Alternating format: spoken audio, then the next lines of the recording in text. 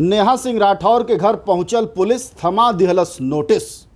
नेहा पुछली कि केकरी इशारा पर कइल जाता हमके परेशान। नेहा राठौर यूपी में काबा गाकर भइल बाड़ी फेमस। सरकार के आईना दिखावे वाला नेहा गावेले गीत। तो सवाल ई बा कि का योगी आदित्यनाथ के आंख के कांटा हो गई बाड़ी नेहा सिंह राठौर। आखिर नेहा सिंह राठौर उनकी आँखी में इतना गड़े काहे लगली कि कानपुर देहात के पुलिस सीधे उनकी दिल्ली वाला घर पर पहुंच गई। और दिल्ली ना पहुंचल, ओकरा से पहले उत्तर प्रदेश के अंबेडकर नगर जिला में जहां उनकर ससुराल बा, उनके ससुर के लगे भी नोटिस लेके पहुंच गई। नेहा सिंह राठौर ना कोनो राजनीतिक दल के नेता है, ना संसद में मोदी के सच्चाई खोलेली, ना अडानी खातिर कहत आड़ी कि भाई मोदी और अडानी एक हो गई बाणे। तो फिर योगी जी की आंखें में काहे गड़े लागल बाड़ी नेहा सिंह राठौर।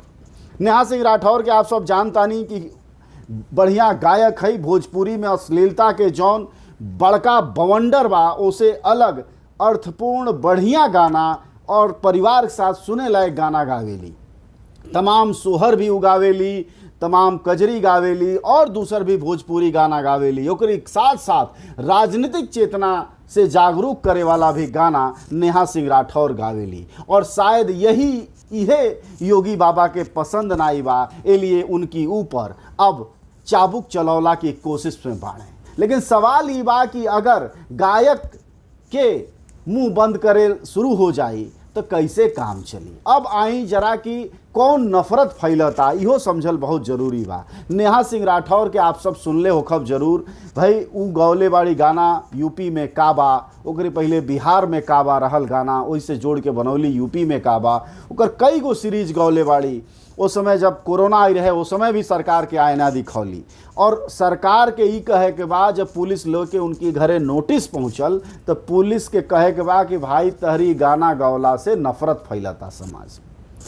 जरा गौर करल जाओ, पूरा भोजपुरी के गायक नेता नेहा सिंह राठौर और इनकी जैसन दो चार गो और उंगली पर गिने लाए गायकन के अगर छोड़ दिहल जाओ तो पूरा भोजपुरी के गायक, चाहे बिहार के होखे, चाहे यूपी के, चाहे झारखंड के, सब ऐसन गाना गावेले नाभि ढोड़ी ब्लाउज और बटन कि परिवार के साथे तो छोड़ दा, खुदे अकेले सुनबा तब वो शर्म आ जाई और घिन आ जाई कि हमनी के कौने भाषा के लोग हैं।